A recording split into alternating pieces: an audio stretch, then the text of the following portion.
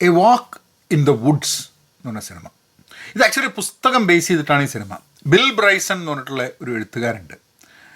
Short history of nearly everything എന്നൊക്കെ പറഞ്ഞിട്ടുള്ള പുസ്തകമൊക്കെ, the body എന്ന് പറഞ്ഞൊരു പുസ്തകമൊക്കെ എഴുതിയിട്ടുണ്ട്. വളരെ ഡീറ്റെയിൽഡായിട്ട് ലോകത്തെക്കുറിച്ചും നേച്ചറിനെക്കുറിച്ചും, ബോഡി എന്നുള്ളത് നമ്മളുടെ ശരീരത്തെക്കുറിച്ചിട്ടുള്ള പുസ്തകമാണ്. അപ്പം അപ്ലാഷ്യൻ ട്രെയിൽ മൂപ്പര് നടന്ന് 2000 ചില്ലാനം മൈലുള്ള സംഭവം നടക്കാൻ വേണ്ടി ശ്രമിച്ചതിൻ്റെ കഥയാണ് വാക്ക് ഇൻ ദ വുഡ്സ്. 2 പേര് കൂടി നടക്കുകയാണ്. ഒന്ന് ബിൽ ബ്രൈസണും ബിൽ ബ്രൈസൻ്റെ ഒരു സുഹൃത്തും. അപ്പോൾ ബിൽ ബ്രൈസനായിട്ട് റോബർട്ട് റെഡ്ഫോർഡും ബിൽ ബ്രൈസൻ്റെ സുഹൃത്ത് കാറ്റ്സ് എന്ന് പറഞ്ഞിട്ടുള്ള കക്ഷി നിക് നോൾട്ടും. അപ്പോൾ ഇവർ 2 പേരും കൂടിയിട്ടാണ് നടക്കാൻ പോകുന്നത്. ആകെ ഒരു സിനിമയ്ക്ക് എനിക്കൊരു ചെറിയൊരു അപാകത തോന്നിയത് എന്താണെന്ന് പറഞ്ഞു കഴിഞ്ഞാൽ, Robert Redford looks a bit too old for Bill Bryson എന്നുള്ളതാണ്.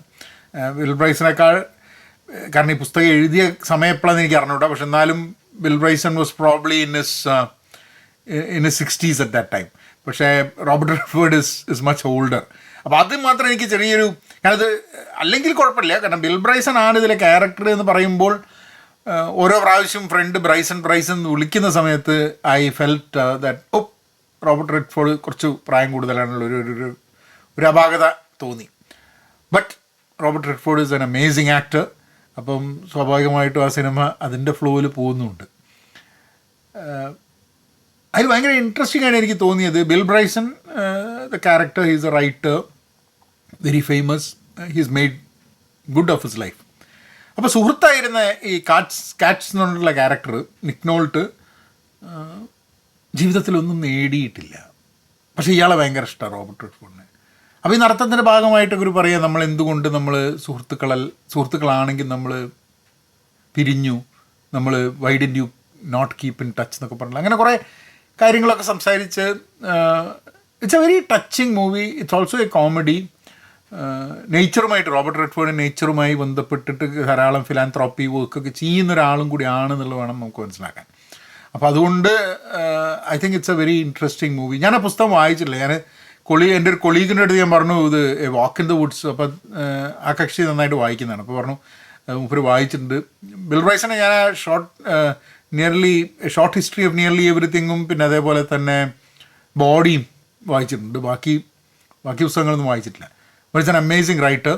ആൻഡ് ഐ തിങ്ക് ഒരു പുസ്തകത്തിനെ സിനിമയാക്കി മാറ്റുന്ന സമയത്ത് ഉണ്ടാവുന്ന ഒരു,